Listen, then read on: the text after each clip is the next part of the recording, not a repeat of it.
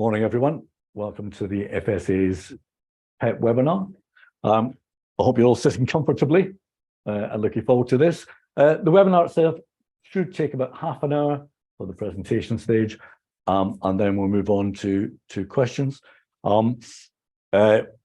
We expect that there will be some details that are not covered in the presentation itself, but we do have the report to back up to, and we recommend heartily that you read the report in detail, but there will be time for questions afterwards. If we can answer them today, we will, within the time of this, and we'll also publish and capture a recording of the PEP as we go. Okay, we're going to move on now to the agenda.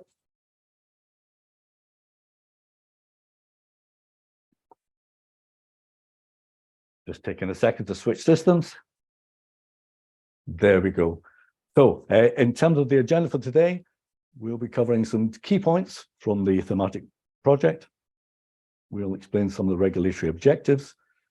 We'll take you back in time a little bit and talk about where the project started and why we undertook the thematic project. We'll be covering a lot of the data detail in phase one. So phase one looked at a number of firms, but we'll talk about some of the data, and there's more detail in the report. Phase two, the inspection set, we'll cover some of the findings from that. Some discussion perhaps on best practice that we found, some very good practice that we found, and then time for questions.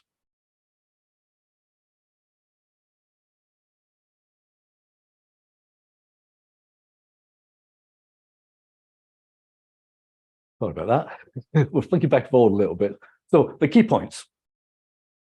The project only looked at the identification, risk assessment, and management of foreign PEPs. We didn't look any wider than that, although occasionally we did see some things which were wider than how the firms looked after PEPs. That was the focus of the exercise. In terms of the firms involved, the data that we have already as the authority was used to identify a number of firms who said they had foreign PEP customers. We used a bespoke data questionnaire for 91 firms, which gave us a lot more detail on what type of PEPs, where they come from, what controls they have in place. And from that, we selected a number of firms for a focused inspection. And the inspection phase two covered 29 firms. We had a range of findings, some good, some bad, some indifferent, and we'll cover a little bit of that as we go through. But the inspection reports, in line with the authority's approach to inspections, were written on an exception-only basis. So the reports themselves only cover the areas where we found weaknesses, gaps, or contraventions. We'll cover, and I'm sure we'll have questions on that later, because we generally do. We recommend heartily, however, that you read the detail in the actual report itself. It's published on our website. It contains a lot more information in terms of good practice areas and some of the bad practice areas that we found. But remember, this is only a sample of firms that we looked at. It's not a complete set of findings for every one of the 800 entities that the FSA has. So it's a thematic snapshot of these 29 firms, and although they were selected on a risk basis, they were selected on a risk basis from another sample of 91 firms. So it's not an overall coverage of every firm that we look after. The contraventions that we found, sorry, can we just go back just a little bit? Thank you. The contraventions that we found differed in severity. So when we talk about contraventions here, these are breaches of the code, but some of those breaches were relatively easy to fix. And where they're relatively easy to fix, and if they're isolated, the action that's required is minimal. Where it's more significant, material, then further action and more robust action has to be taken by the firm and by the authority, and we'll cover some of that later.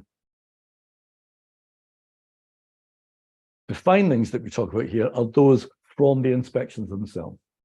And the inspections are a snapshot in time. So the findings are as we found at the inspection and at the evidence presented at the time of the inspection. Many of the firms were in process or are in process of correcting the errors and may no longer be in the position that they were at the time of the inspection.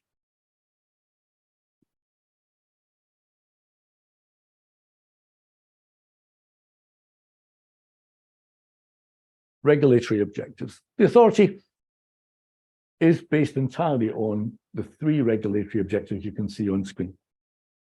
Yeah. All of the work that we do and everything we try to do has to link back and be based on those 3 foundations. Protecting consumers, reducing financial crime, and maintaining confidence in the financial services sector through effective regulation, all of which are important to the Isle of Man as an international financial centre. Yeah.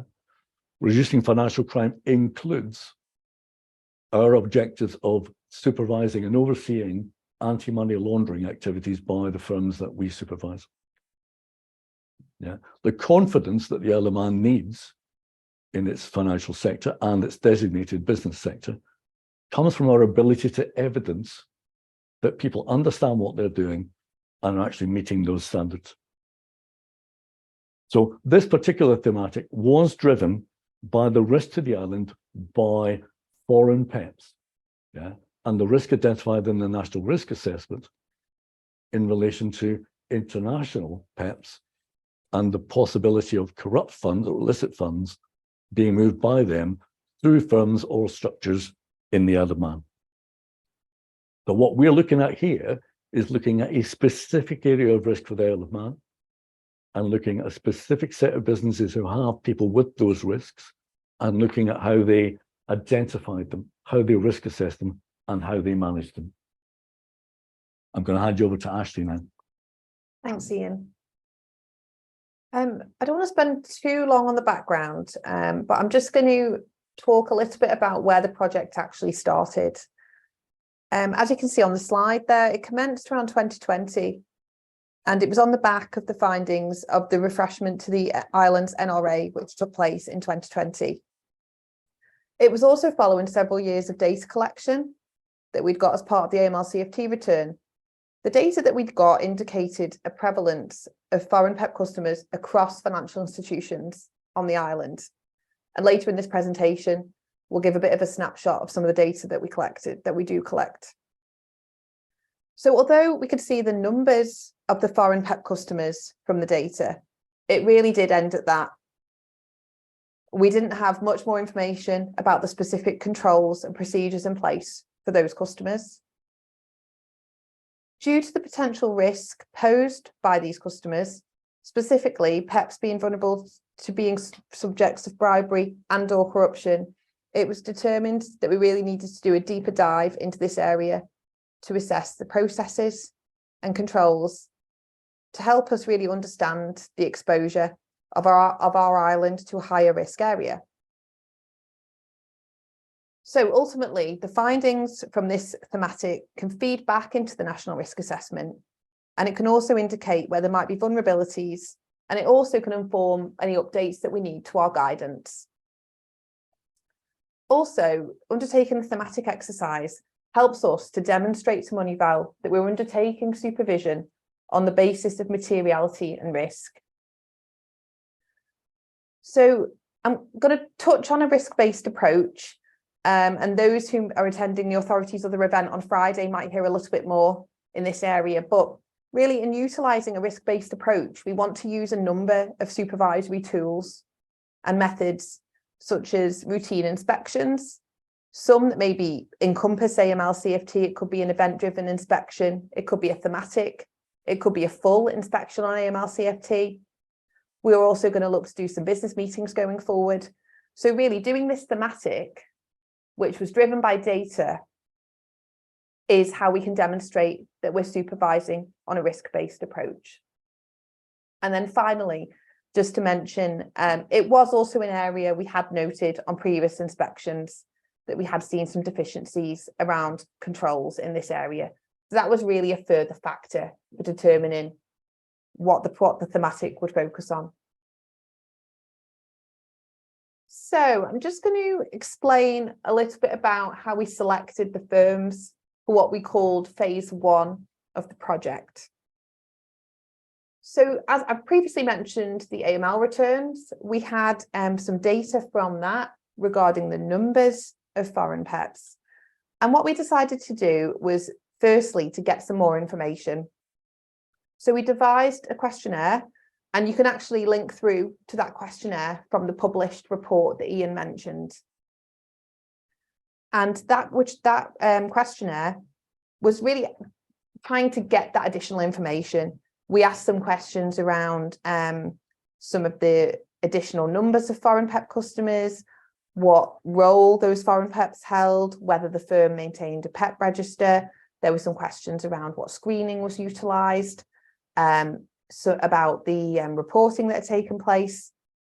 And using the data that we gathered from the AML CFT return, we decided there were 97 entities that were worth completing that questionnaire. I've just mentioned 97, and there were 6 returns that were actually nil returns. Those firms were just selected as they were part of a group that had already, part of a group company that had already been selected. So throughout the presentation, we will refer to 91 as the sample size. Using that questionnaire that I mentioned, we collected over 60 data points. And that data we could then analyse to determine who would be included within phase 2 of the project. So on this slide, it is just showing some of the numbers of foreign PEP customers, and that is across the sample of 91 firms. So you can see just in the bubbles down the right-hand side, around 95% of the foreign PEP customers were split between the life sectors, banking, and TCSP.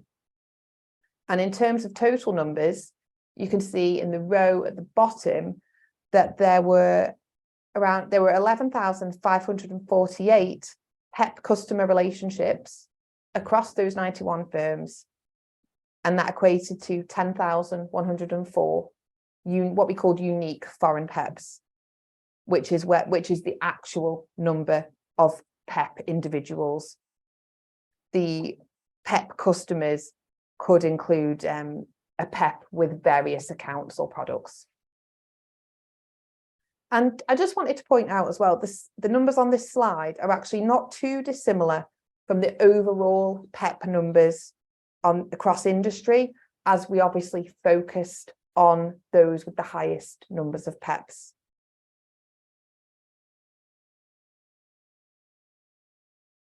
So this is just one of the graphics that we do include in the published report, and it's just a visual representation of the split of PEPs across different sectors. And I've just included there as well, the most common role held that we saw in that sample size was an individual who was a senior member of an administrative, management, or supervisory body of a state-owned enterprise. But in the published report, you can see the full range of roles that were held by the foreign PEPs included in the sample.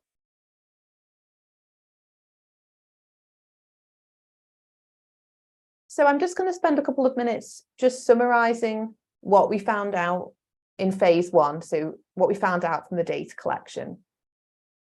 So I've already mentioned there was about 10,000 unique foreign PEPs. The first point we really want to pull out is across that number of 10,000, in the 2 years that the data spanned, there was only 44 external SARs made, and that was from 6% of firms included within the sample.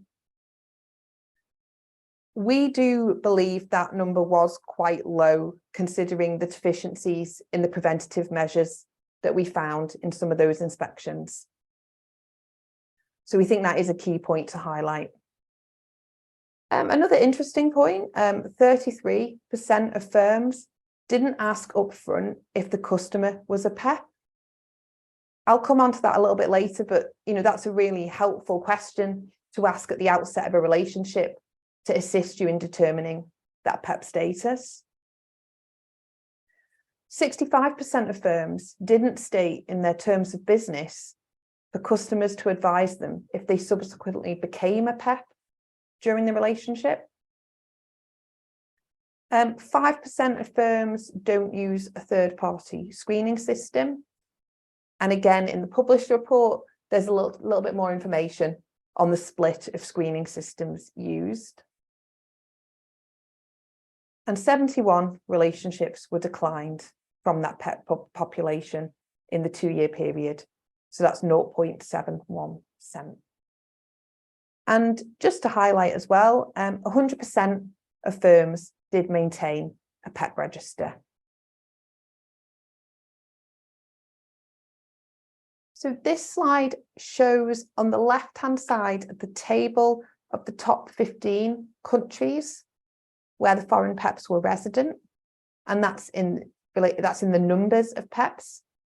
And then we've just represented that data on the right-hand side in the form of a heat map. Unsurprisingly, the UK came out on top, as PEPs from the UK would obviously fall into the Isle of Man's definition of a foreign PEP. So that was just a brief snapshot of some of the findings from phase 1 of the exercise. And please do see the published report. There's some further details, further charts representing those findings from phase 1. So we're going to move on to discuss some of the findings from phase 2.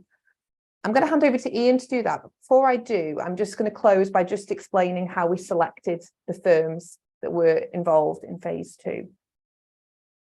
So the questionnaire that we sent out, we analysed that across those 91 firms, and we used a number of key risk indicators when deciding whether a firm should move into phase 2. We looked at the number of unique foreign PEPs, the number of PEP accounts versus the number of unique foreign PEPs, the number of PEPs identified at onboarding, and also the number of PEPs identified post-establishment of the business relationship. We looked at the risk ratings of those foreign PEP relationships. We considered any declined and terminated PEP relationships. We looked at disclosures relating to foreign PEPs. We looked at the country of residence.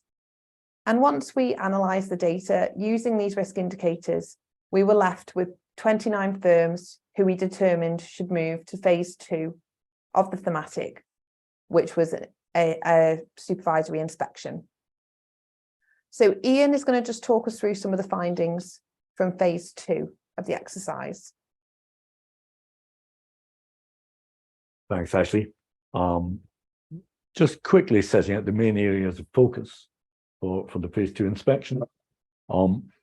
Key areas we're looking at in terms of code, business risk assessments, individual customer risk assessments, how new business relationships, including source of funds, customer due diligence, enhanced customer due diligence were done, additional PEP requirements under paragraph 14 of the code, ongoing monitoring and scrutiny reviews of those PEPs and the controls and the transactions or other activity, paragraph 13.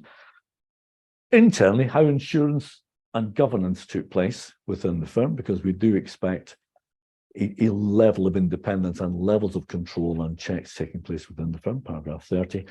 And we also looked at an element of paragraph 32 to see how staff were trained to make sure that they had the adequate skills and training. All 29 entities were subject to an inspection. Two of them, for specific reasons, were desk-based.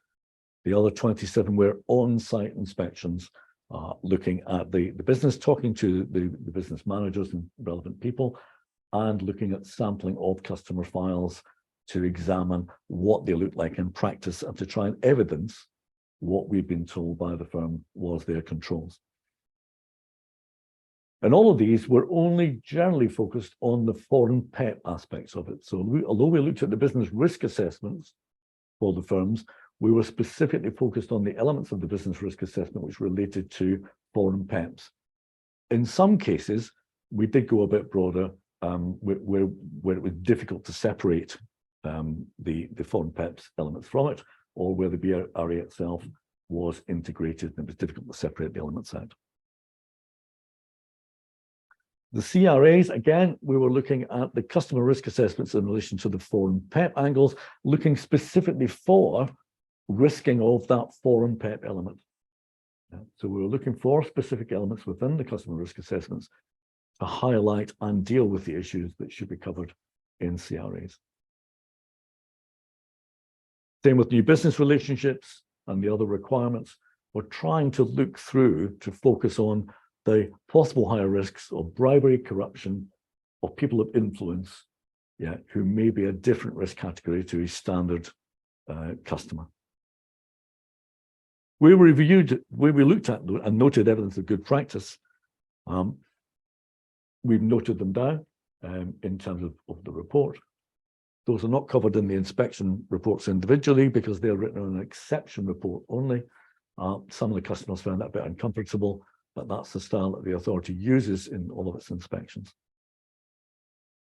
It's essential, however, to remember that we are dealing with a possibly higher risk category of customers than the norm.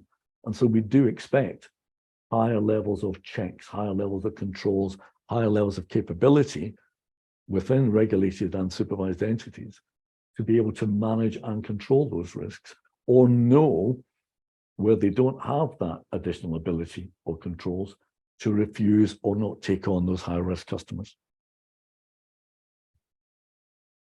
In most cases, what we found was remediation of errors, gaps, and historic problems was sufficient, we think, for the firms to correct where they had failings.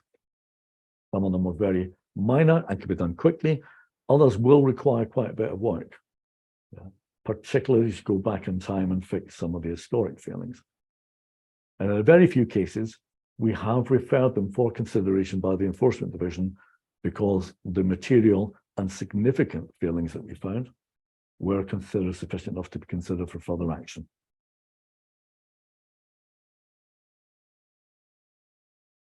In this slide, we're just giving a quick overview of the code paragraphs at the bottom of the chart, where we found errors, breaches, contraventions. And as you can see, paragraph 14 and 6 in particular, so 14 being dealing with PEPs, funnily enough, 6 being individual customer risk assessments, were the two where we had the majority of contraventions found. That does not mean each contravention was a significant and criminal contravention. It means that we found a contravention or a number of contraventions within that paragraph. Again, some of them could be minor, some of them could be significant, and some of them could be widespread rather than isolated.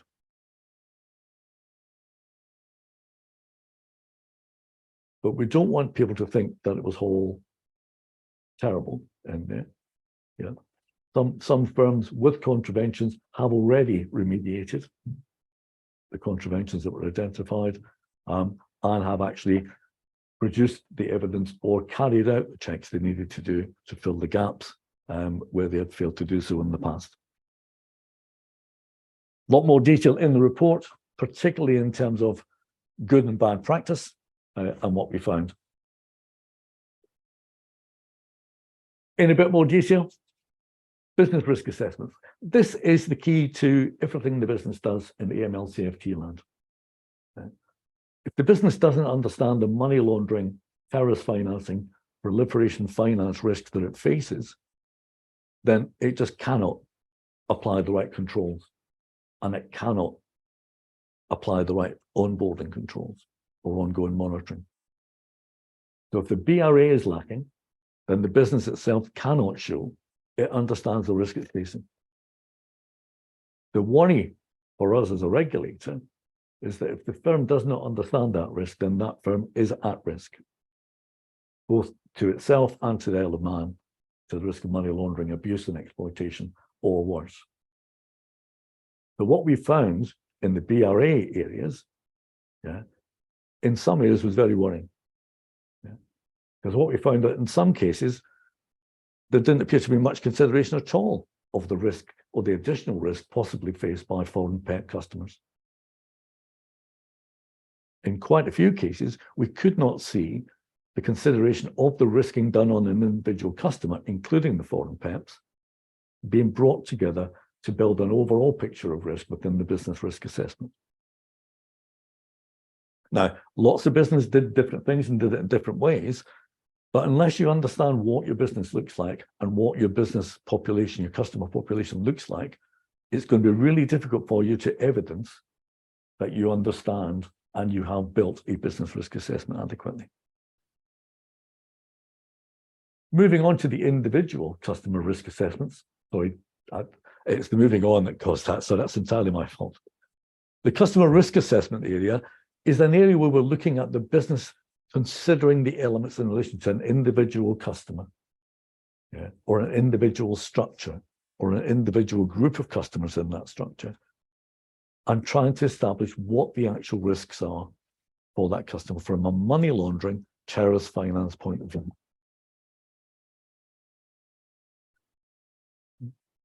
Where we found weaknesses, it was quite common that the customer risk assessment was a very simplistic scoring template where the scores were recorded, but no policies, procedures, understanding, or context was there to explain how that scoring was arrived at.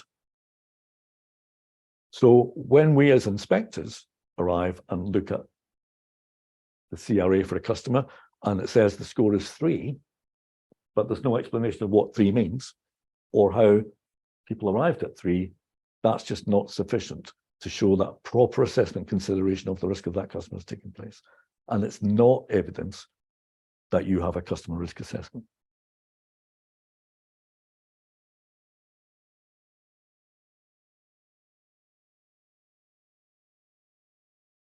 Source of funds was quite an interesting area as well. And there does appear to be an element of confusion in general across the customers that we looked at of the difference between source of funds and source of wealth. We put quite a bit of detail into the PEP report itself on this, and there's a lot more information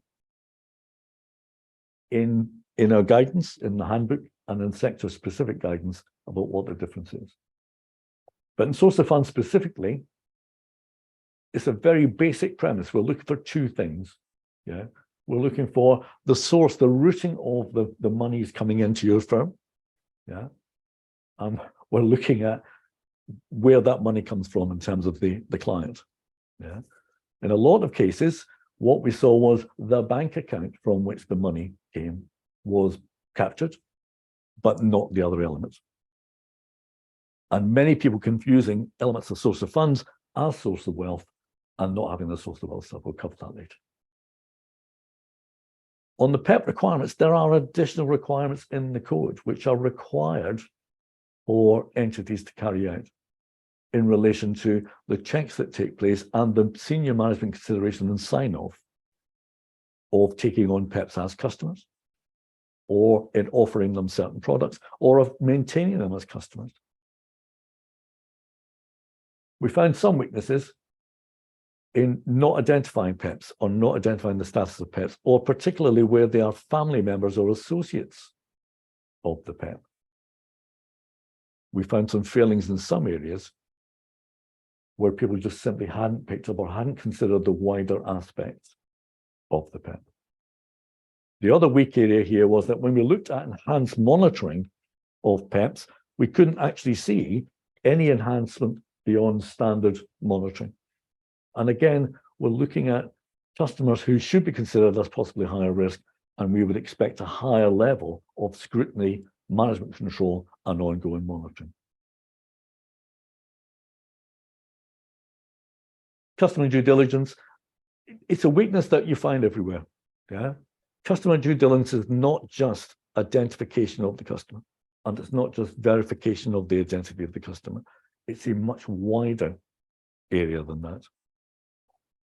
But even within that, we found areas where the policies, procedures, and control established by the firm, perfectly reasonable controls in many cases, were not being followed.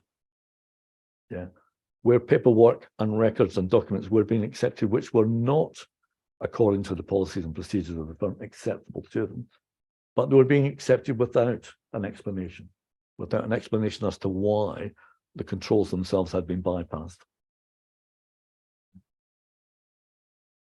The other area of weakness here on customer due diligence was that where the risk-based approach was taking place, there was no explanation as to why the approach taken, in relation to the customer due diligence or how that applied through to the controls, no explanation or context as to where it came from and why it was the right approach to take. I've already mentioned source of wealth. Source of wealth is looking at the entire wealth of the individual. If they're very, very wealthy individuals, where does that wealth come from? Now, in some cases, you understand that might be quite difficult, of going back through generations to try and establish where all of that income comes from. But in many cases, we're looking at people who have become wealthy during the time when they were a foreign politically exposed person. And what we're looking at here is the risks of where did that wealth come? Did the wealth come from the time when they were a foreign politically exposed person? And is there a risk that that money came from that position of influence through bribery, corruption, illicit funds at that time? One area which was very disappointing was that where we found checks and controls and compliance checks done by businesses where they found gaps, weaknesses, or failures to identify PEPs, that the files were noted, this will be checked at the next trigger event. There are requirements in there for foreign PEPs for enhanced customer due diligence. So when the PEP is identified, it's just not acceptable to say, we haven't got the evidence we need, we haven't carried out the enhanced customer due diligence, but we're not going to do it now, we'll leave it for another date. You cannot postpone the enhanced due diligence, it has to be done. The other aspect of that, which was very, very disappointing, was although marked as to be carried out the next trigger event, it was clear that those trigger events were increasingly unlikely to ever occur. And so marking things for trigger event, knowing that there would not be a trigger event, again, unacceptable to us as the supervisor. Ongoing monitoring, I think we've covered a bit of that. Review periods just not carried out. Where the control says this is a foreign PEP customer at very high risk, we must carry out a review every year, and they're just not carried out every year. Or it may have started after year one, takes 18 months to complete, it's never completed, and then another 2 or 3 years before it takes place. Not acceptable. Transaction scrutiny, although this was quite good in the high transaction areas, so some of the banks with a high number of transactions per customers, the monitoring systems look good. In other areas, there didn't appear to be decent scrutiny of the transactions or the activity of the customer over a period of time. Sometimes no scrutiny at all from the time they were onboarded to many, many, many years later. Assurance reporting and testing. To be fair, most entities had a reasonable attempt at reporting upwards to management about what was happening in there, but they tended to report on the process mechanics. Have the processes be carried out, have they been done at the right time, etc. The bit that was lacking, where we found a gap, was in assuring themselves that the controls and processes and procedures in place were actually adequate to cover the money laundering, terrorist financing risk. And that's possibly a weak area for the future for everyone. On staff training, we'll just do this quickly. We really didn't find many great problems in there. Most people had had some staff training. The one area of weakness was that those dealing with foreign PEPs, dealing with high-risk customers, in some cases had not had specific training in that high-risk foreign PEP area. And we think that's probably a learning point for people. We want people to know what they're doing and understand the risks they're facing.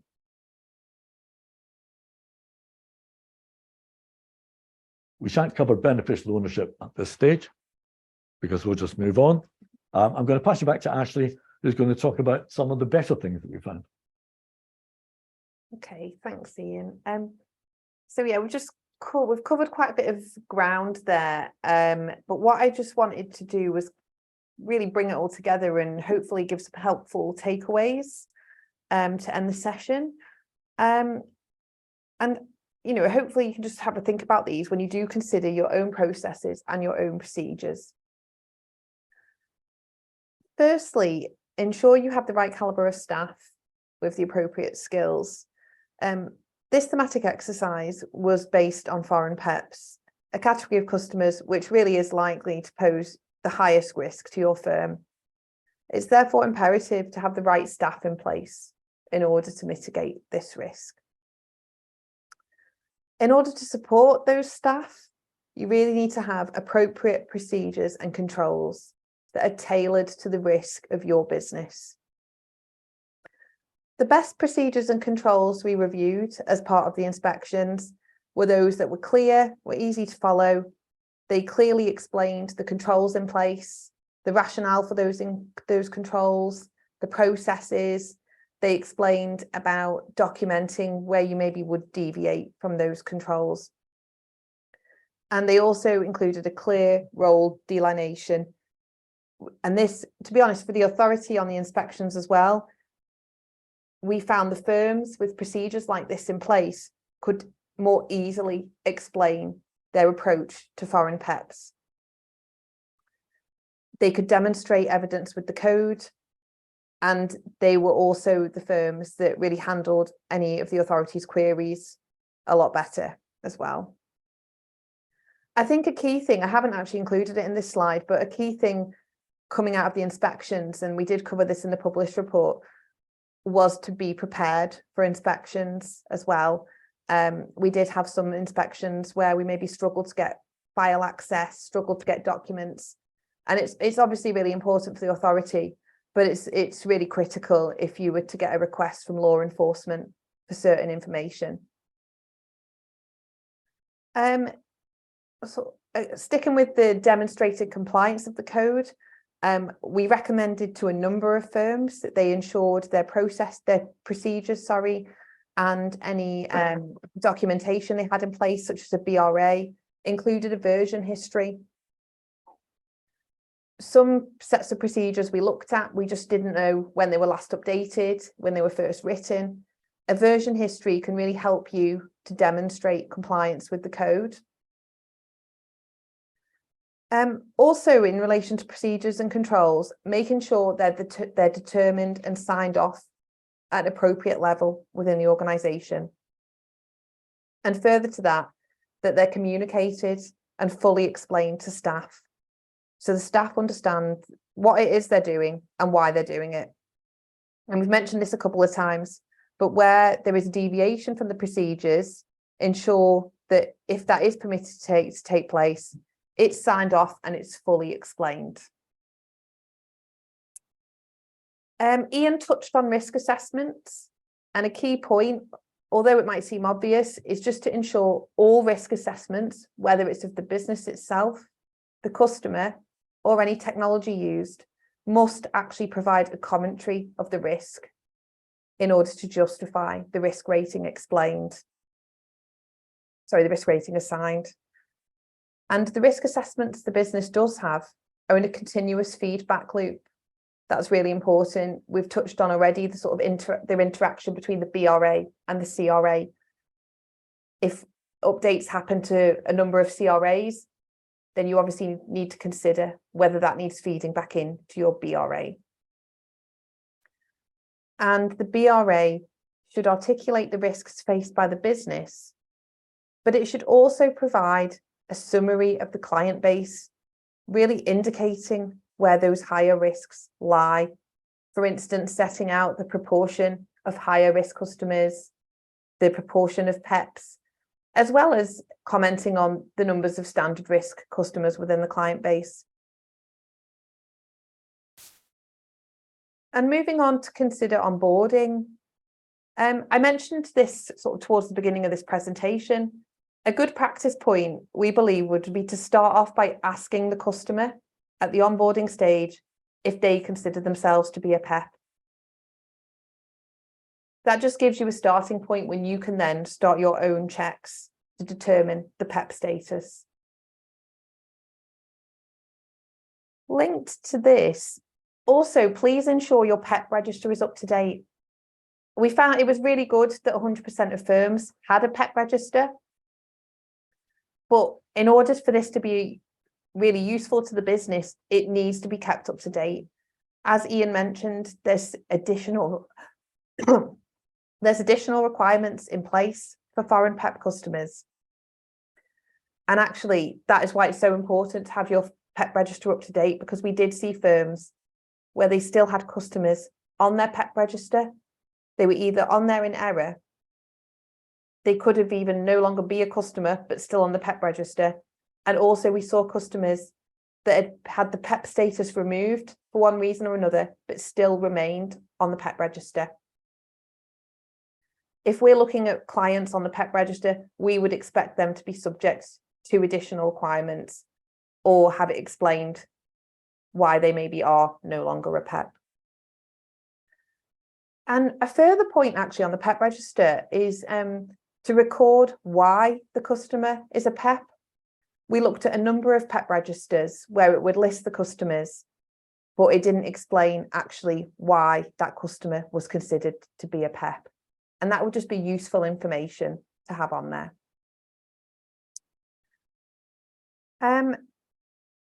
So I've sort of touched on understanding the relationship, but know who the PEP is, obtain detailed source of funds and source of wealth, bearing in mind the higher risks associated with foreign PEPs.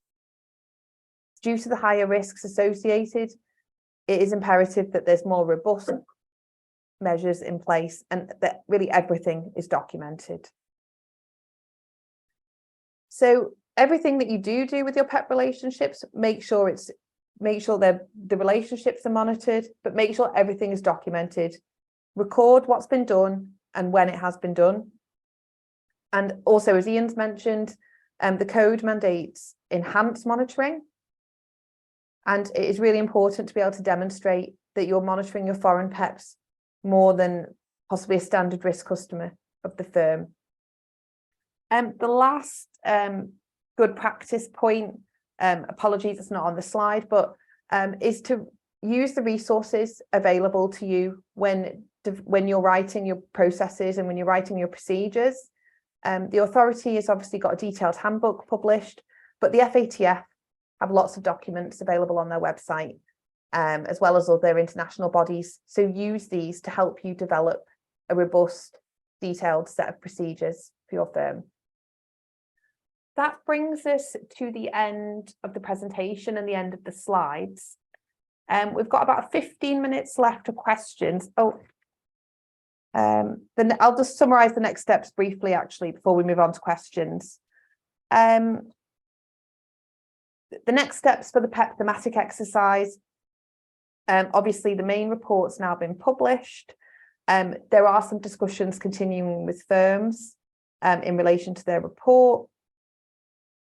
And any inspection reports with material findings have been considered by the authority's risk governance panel, which has made a decision whether to refer the firm to the authority's enforcement division for further consideration, or whether it's appropriate to work with the firm on remediation. Just touching on the supervisory methodology, a key strategic initiative of the authority has been to update our supervisory methodology. Going forward, supervisory engagement of firms will be determined by the risk and the impact posed by the firms. I talked a little bit at the beginning about the risk-based approach. We've recently published some external guidance on our website in relation to the supervisory methodology. And there's also going to be an event this Friday for industry to explain that further. And then finally, the continuation of AML CFT inspections. We're going to be continuing with a programme of AML CFT supervision in line with our regulatory objectives. We're going to be using a risk-based approach to determine the areas of focus in our upcoming inspections. I've already mentioned it could involve a range of supervisory tools. And for us, in terms of our engagement model moving forward, where we're going to be working in the AML CFT division using financial crime risk, it's really imperative that any AML CFT returns are submitted by all firms, and that includes designated businesses. And the due date for those returns is the 30th of June. And this will allow us to make sure the firms have the right risk rating and therefore are subject to the right level of supervisory engagement based on MLFT risk. So now I can finish. that was sort of a wrestle through the PEP thematic. We touched on some the next steps, some areas of good practice, and we do hope that's been helpful. And we're going to move on to some questions. So we did ask for questions to be submitted in advance. We have had a couple in advance, and then as this is a live webinar, we've also got some live questions coming through, which we will try and deal with as many as we can. The other thing we will do is we will publish a Q&A document to try to answer all the questions that do come through, possibly after the event. And this event itself, the recording will be available on our website, along with the slides and along with the questions. So I'm going to hand over to Ian for our first question. The first question was, how many unique PEPs were there in the phase 2 cases? If you recall the numbers from earlier in the slide, around about 10,000 foreign PEPs were identified in phase 1 data. And when we look at the phase 2, 29, they had about 5,200 unique foreign PEPs in amongst them. So just over half of the 10,000 were looked after by the 29. Over this one for Ashley. What's the authority's stance in relation to once a PEP, always a PEP? Yeah, I'll cover this one. So this is a question we do get quite often. And I've mentioned, I briefly mentioned in the slides, declassification of a PEP. But our handbook really details the approach to once a PEP, always a PEP. The risk really is whether the wealth generated was while they were a PEP or possibly further along in their career, their life. But what we do say to firms is you can declassify a PEP, but it must be on a risk-based approach, which the handbook explains further. We wouldn't expect to see a hard and fast rule, for instance, that once the PEP relinquishes their role, they could be declassified after 2 years. That's just an example. We would expect to see a really considered, documented, justified decision, taking into account things such as what was the role the PEP had previously, how long have they been out of the role, was it them themselves that was the PEP, or was it a family member or a contact? And what level of influence that individual had in that role as well is really important. And whether maybe their new role is somehow still linked to the previous role they held. They could still could deal with the same people or the same matters. And obviously the geographical location is very important. The level of corruption risk in the location. So don't just base it on a time, really take all that into account and make that documented, justified decision. Just remembering that there could still be some scrutiny required, albeit maybe not at the level it was previously. So I hope that helps in relation to that, and I would recommend reading the handbook on that. All right, shall I take the next one? Ian, good question, Ian. Ian's asking a question about TCSPs and the entities that they operate for clients. Is it necessary to screen the entity if the entity is fully managed by the TCSP, for example, where all the directors, trustees are internal? There's a very complicated answer to that one, Ian. What I'll say is where you as a TSP have clients, we would expect you to have a customer risk assessment of that client. Where you have a client entity, which is itself a regulated or designated business, that entity, that legal entity itself must have a full set of code compliant risk assessments and paperwork. It must have its own business risk assessment, CRAs of its customers must be carried out, etc. The reason we mention that you must also be mindful of the fact that you have a foreign PEP as the UBO of the firm, and look at that as well, is because if all you do is risk assess your client entity and you say, well, that's us, therefore it's low risk, you might forget the fact that you've got a very high risk ultimate beneficial ownership. So what we're asking you there to be more holistic about how you do things. The other area where we see it is where the fund manager does everything for the fund. Yeah, as the financial regulator, many funds are themselves an entity which is regulated in its own right. And what we don't want is for those funds as entities in their own right to fail to have a full set of code compliant paperwork. I've done that really quickly, and if you need a bit more, come back to us. But so the answer there is, if you have a client entity, you do need to consider what risk you need to do and whether it needs more code compliant documentation checks and records as well. Okay, I'll take the next one. So the next one is from James Roberts, who asks, there are a range of tools to monitor customers on an ongoing basis, and the responsibility to determine PEP status is on the firm rather than the client.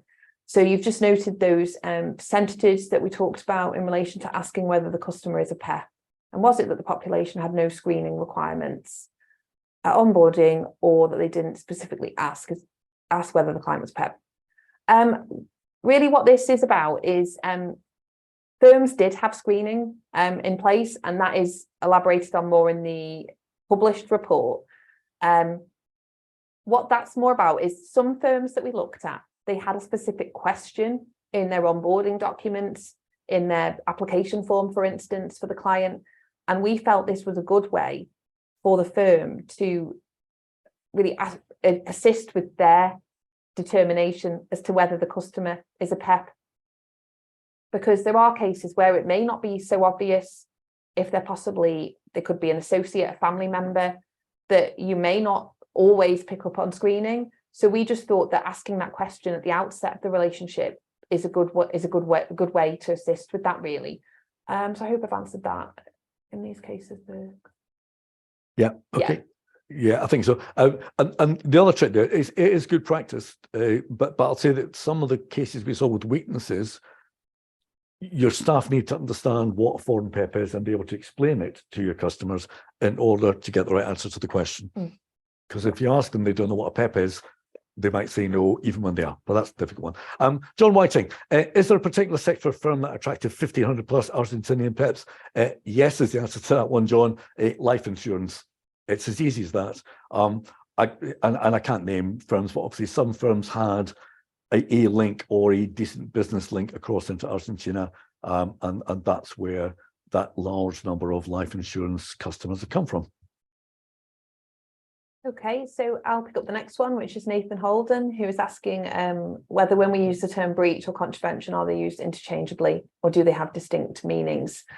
When we do AML CFT inspections and we're inspecting against the AML CFT code, any findings there are a contravention of the code. We've tended to use contravention in our inspection reports. But if we were looking at the financial services rule book, for instance, we'd probably tend to use breach. So for these inspections, looking at foreign PEPs, we only used the code, and therefore we have used contravention. Yeah, and some of that just might be my fault. I'm more used to the phrase breach. So when I talk, I tend to use breach, and it drives the team mad. And my apologies. Contravention's more traditional here. And again, contravention can mean that there are gaps, there are weaknesses, as well as really serious breaches, contraventions of the code. We don't have any more live questions at the moment, but I'm sure, having seen other questions for other areas, we have been asked about the approach taken by the authority, particularly in relation to enforcement action. I think if you look at the report, we're fairly clear that we've looked at 91 firms. We've inspected 29 of them. And what we say is most of them have got some work to do. Yeah, very few got a completely clean bill of health. Some minor contraventions have already been remediated and fixed. Some others have got a lot of work to do. You know, it's not going to be easy for them, because if you haven't done your CRAs properly and you've got lots of customers, that's a lot of work. So that remediation is going to take a bit of time.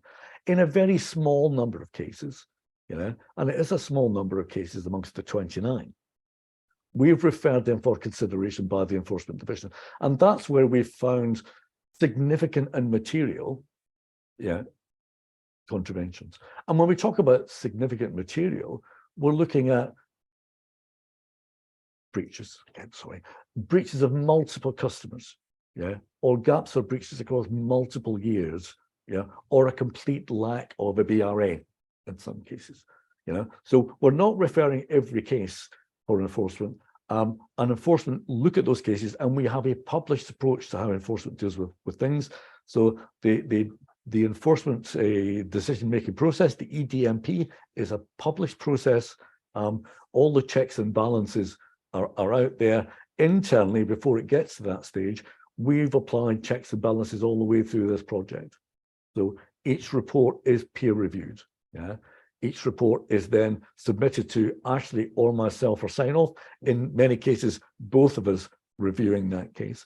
If we feel that the contraventions are significant enough, we refer that internally to a governance panel, and the governance panel has independent heads of division as well as AML CFT head of division in it. And only if that group, that governance panel considers that the case is so significant that it should be referred, does it get passed to enforcement. So we're not passing cases to enforcement in every event. We're not passing cases where there are small, insignificant breaches or gaps in there. So we're only dealing with cases where we've got major problems. Any other areas, Ashley? No, I don't think so. I think probably wrap up really. We have in the final slide, we've just included our email address.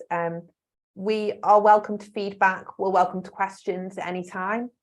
That the details are just there. As I mentioned, this will be recorded and it will be put on our website. So if you watch it at a later date or your colleagues do and you do have questions, please do send them in to us. We've also just included the link there to the published report if you've not had a look at that already. Okay, so thank you very much. I hope that's been useful. As Ashley says, any more queries, send them to that email address. We'll try and deal with them. And thanks for your time today. Thank you.